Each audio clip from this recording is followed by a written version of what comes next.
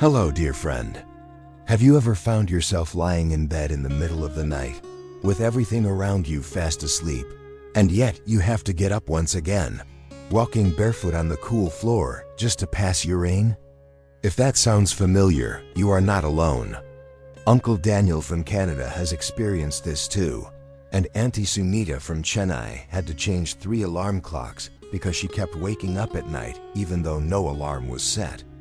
Today I want to walk with you on a journey to understand and gently solve one of the quiet but powerful things that affect the quality of life. After 60, nighttime urination.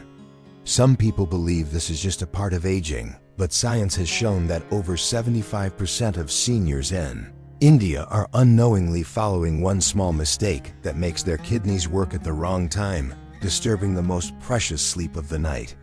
The good news is you don't need medicine to fix this mistake. With just a few simple changes done the right way at the right time, you can enjoy a peaceful, deep sleep through the night. And if this is your first time visiting our channel, I truly welcome you. This is a place for anyone who values health, who wants to understand their body better, and who wishes to live with joy, health, and freedom even after crossing the age of 60. Before we begin, I'd like to ask you a small but meaningful question. From which city in India are you watching this video? Please type the name of your place in the comments below. It always warms my heart to see the diverse locations our viewers come from, reminding us that health concerns unite us all, no matter where we live. Now let's dive into the heart of our topic today. The one mistake many seniors make that leads to frequent nighttime urination is actually quite simple: improper fluid intake timing. You see, our bodies are designed to process fluids efficiently during the day, but as we age, this process slows down in the evening and night hours. Many of our elders, in their wisdom and desire to stay hydrated, drink large amounts of water or other beverages close to bedtime. While staying hydrated is indeed crucial for overall health, the timing of when we consume these fluids can make a significant difference in our sleep quality. Let me share a story that might resonate with you. Dadi Lakshmi, a vibrant 72-year-old from Jaipur, used to wake up 4 to 5 times every night to use the bathroom. She thought this was just part of getting older and had resigned herself to disturbed sleep. However, after learning about the importance of fluid intake timing, she made a simple change. Dadi Lakshmi started to have most of her daily fluids before 6 p.m. and only sipped small amounts of water after that if needed. The result? Within a week, she was waking up only once a night and sometimes not at all. Her energy levels improved and she found herself more active during the day, even joining a morning yoga class in her local park. But it's not just about reducing fluid intake in the evening. It's about distributing it wisely throughout the day. Here's a simple guideline that has worked wonders for many of our elderly friends. 1. Start your day with a glass of water upon waking. This helps kickstart your metabolism and hydrates you after the night's rest. 2. Drink most of your daily water intake before 4 p.m. This gives your body ample time to process the fluids before bedtime. 3. If you feel thirsty in the evening, take small sips rather than large glasses of water. 4. Avoid caffeine and alcohol in the evening, as these can increase urine production. Now I know what some of you might be thinking. But Dr. Priya, I've been told to drink 8 glasses of water a day, no matter what. And you're right to be concerned about staying hydrated. Hydration is crucial for our health, especially as we age. However, it's not just about how much we drink, but when we drink it. Think of your body like a beautiful garden. Just as you wouldn't flood your garden right before nightfall, knowing the plants can't absorb all that water overnight, you shouldn't flood your body with fluids right before bed. Instead, nourish your body garden throughout the day, allowing it to absorb and utilize the water efficiently. Another aspect to consider is the type of fluids we consume. While water is the best choice for hydration, many of us enjoy our chai, coffee, or fruit juices. These beverages can be part of a healthy diet, but they can also contribute to nighttime urination if consumed too close to bedtime. Let's take chai for example. It's not just a drink. It's a cherished part of our culture, a moment of connection with family and friends. But the caffeine in chai can act as a diuretic, increasing urine production. This doesn't mean you have to give up your beloved chai. Instead, try to enjoy it earlier in the day, perhaps with a mid-morning snack or after lunch. Now I want to address a concern that often comes up when we talk about reducing evening fluid intake. Many worry about dehydration, especially in our warm Indian climate. This is a valid concern, but remember, our bodies are incredibly adaptable. By shifting most of our fluid intake to earlier in the day, we're not reducing the total amount of water we drink. We're simply optimizing when we drink it. For those of you who live in particularly hot regions or have outdoor activities in the evening, you might need to adjust this advice slightly. In such cases, focus on taking small sips of water when needed, rather than large quantities at once.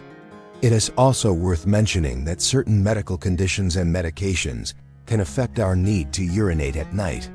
If you have diabetes, heart conditions, or are on diuretic medications, it's essential to consult with your doctor before making significant changes to your fluid intake routine. They can provide personalized advice that takes into account your specific health needs. Now let's talk about creating a bedtime routine that supports this new approach to fluid intake. A calm, relaxing evening routine can significantly improve your sleep quality and reduce the urge to urinate at night. Here are a few suggestions. 1. After dinner, engage in quiet activities like reading, gentle stretching, or meditation. This helps your body and mind wind down for the night.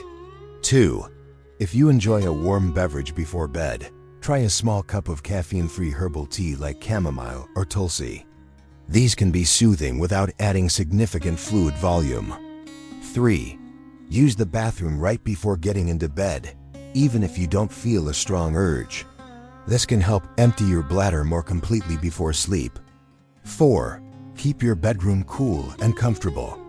A slightly cooler room temperature can reduce nighttime sweating, which in turn can reduce the need to replenish fluids during the night. Remember, dear friends, that change takes time.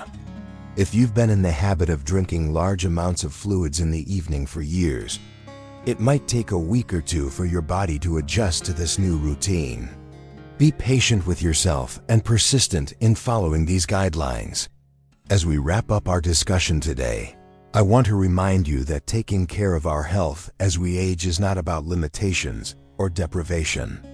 It's about understanding our body's changing needs and adapting our habits to support a vibrant, active life. By making this simple adjustment to when we consume fluids, we're not just improving our sleep, we're enhancing our overall quality of life. Imagine waking up refreshed, without the fatigue that comes from multiple nighttime trips to the bathroom. Think of the energy you'll have to spend time with grandchildren, pursue hobbies, or even start new adventures. This is the gift you give yourself when you take charge of your health. Let's start by addressing the elephant in the room, those nighttime trips to the bathroom. We often dismiss these as a normal part of aging, but when they repeat night after night, they can lead to serious consequences. Several medical studies confirm this. Interrupted sleep from nocturia significantly reduces the amount of deep sleep, especially REM sleep. This is the crucial stage where your brain strengthens memory and your body repairs itself. Without this vital phase of sleep, your body becomes tired, your immune system weakens, you fall ill more often, and your mood can become unstable. These broken nights are the silent enemies of healing and rejuvenation, slowly chipping away at our seniors' health and vitality. But here's the encouraging news. In over 80% of cases, nocturia isn't caused by serious illness. It often stems from very specific habits, like what time you eat dinner, how much water you drink in the evening, or even the temperature of your bedroom. The beautiful part is that all of these can be adjusted. After many years of working with elders from Kerala to Punjab, we've identified 5 key habits that trigger nocturia. When you adjust these the right way, your body naturally begins to restore balance, and peaceful, uninterrupted sleep becomes possible once again. In the next few minutes, I'll share each of these habits in detail and how to change them gently, naturally, and in a way that fits your life. So please, stay with me as we explore these life-changing insights. Let us start with habit number 1. Consuming too much liquid or watery foods within 3 hours before bedtime. Many people assume that avoiding water right before bed is enough, but the reality is more nuanced. In many Indian households, dinner is often followed by a bowl of hot dal soup, a few slices of watermelon for dessert, and perhaps a warm cup of ginger tea before sleep. These seemingly healthy choices may actually be the quiet culprits behind frequent nighttime awakenings to urinate. Let me tell you about Auntie Kamala Devi, 72 years old, from Jaipur. For years, she found herself waking up 4 to 5 times each night. She tried everything from avoiding water after 9 p.m. to taking diuretics and even considering bladder surgery. Nothing worked. She once said, "I felt like a night watchman guarding my own bladder." After a detailed consultation with Dr. Meena Sharma, Auntie Kamila discovered something surprising. It was her comforting rasam and chamomile tea before bed that were pressuring her bladder. The doctor guided her to create a liquid cutoff time 3 hours before bedtime. From that point onward, she limited all water-rich items, warm milk, fruits, soups, and even ice lollies. Within just 2 weeks of applying this change, she began waking up only once per night, and some nights she slept through till morning, something she hadn't experienced in years. Controlling fluid intake before sleep also helps the body produce more vasopressin, a natural hormone that reduces urine production at night. The result is not just deeper sleep, but waking up feeling lighter, clearer, and more refreshed. For those taking medications that cause thirst or living with diabetes, it's wise to speak with your doctor about shifting fluid intake to earlier in the day. And if you're worried about late-night thirst, keep a small bottle by your bedside, but use it only when truly needed. As Auntie Kamila joyfully put it, "One small change, skipping that cup of tea, brought back my entire night's rest. Now, each morning I feel like I've regained 10 years of my life." Perhaps this small shift could be your first step toward renewed vitality too. Now let's move on to habit number 2, late dinners and natural diuretics. Meet Arun, 68, who lives with his wife in Kochi in the southeastern part of India. For many years, nocturia left him drained, spending his days dozing off in a shaded chair in the backyard. He never once suspected that the evening sabzi served by his grandchildren, loaded with cucumber, tomato, and coriander, or that soothing cup of green tea after dinner, were quietly making his nights restless. You see, many foods we consider healthy, like watermelon, asparagus, celery, coffee, chocolate, and green tea, are actually natural diuretics. When consumed after 4 p.m., they gently push the kidneys and bladder into overdrive through the night. Arun used to eat dinner around 8:30 p.m., often sharing light conversation with his wife. Their meal was followed by a warm cup of green tea before bed. Every night, he would wake up at 3:30 and again at 5:30 a.m. "I thought it was normal for someone my age," he said, "but I always felt like a ghost during the day, drifting, dull, not fully there." Upon his doctor's advice, Arun made 2 changes. He shifted his dinner to 6 p.m. and replaced his evening green tea with a small glass of warm milk. The results were remarkable. Within a month, Arun was sleeping through most nights, waking up only once, if at all. "I feel like I've discovered a fountain of youth," Arun chuckled. "My days are full of energy, and I'm back to tending my garden every morning." The third habit we need to address is the bedroom environment. Many seniors don't realize that the temperature and lighting in their sleeping area can significantly impact their nocturia. Dr. Rayesh Patel, a sleep specialist from Mumbai, explains, "A slightly cooler room temperature, around 18–20 degrees Celsius, helps the body produce melatonin, the sleep hormone. This, in turn, supports the natural decrease in urine production at night. Consider the case of Mrs. Lakshmi Rao, a 70-year-old retired teacher from Bangalore. She had been struggling with nocturia for years, waking up 3 to 4 times each night. After adjusting her bedroom temperature and installing blackout curtains to create a darker sleeping environment, she noticed a significant improvement. "I never thought something as simple as lowering the thermostat could make such a difference," she shared. "Now I usually only wake up once, if at all. It's like rediscovering the joy of a good night's sleep." The fourth habit relates to evening activities. Many seniors engage in stimulating activities close to bedtime, such as watching intense TV shows, having heated discussions, or even doing light exercises. While these may seem harmless, they can increase stress hormones and blood pressure, leading to increased urine production at night. What was the secret behind this dramatic improvement? Aligning dinner time with the body's natural circadian rhythm gave his system enough time to digest and rest before sleep. It reduced the strain on his bladder, improved digestion, and even helped ease acid reflux. Nutrient absorption also improved. Many, like Ramesh, reported waking up feeling fresher, lighter, and with a clearer mind.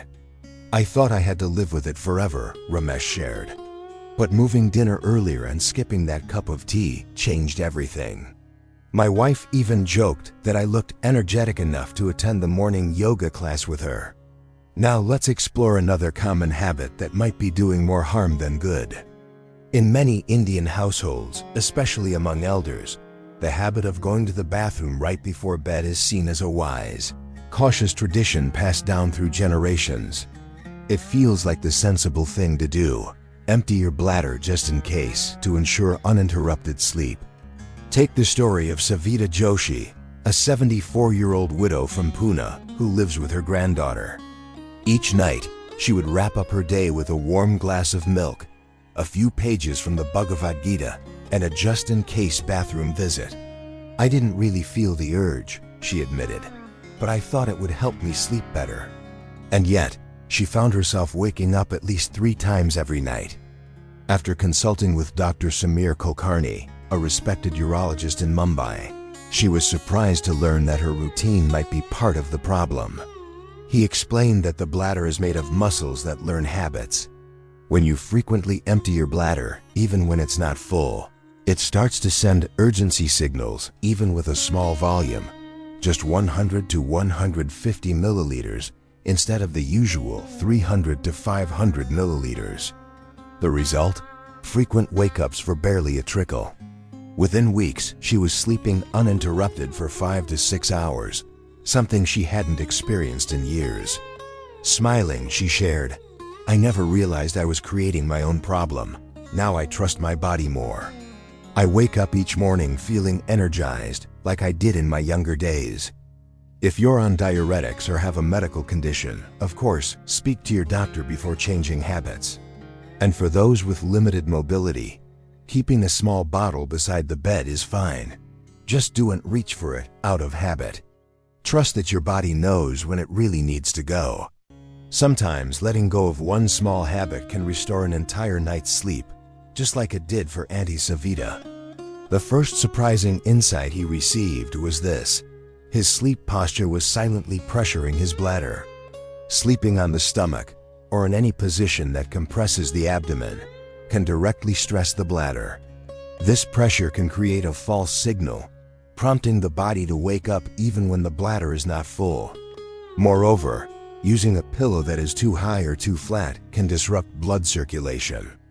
During the day, poor circulation may cause fluid to accumulate in the legs, only to return to the bloodstream at night, making the kidneys work harder while you're trying to sleep. Mr. Menon changed his sleeping posture.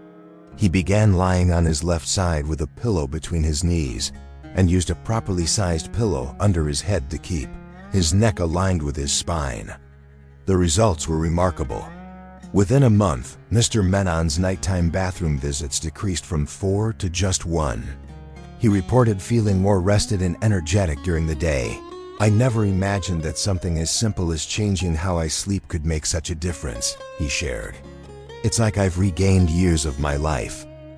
Within just 2 weeks of implementing this change, Mr. Sharma reported sleeping for 5 to 6 continuous hours without waking.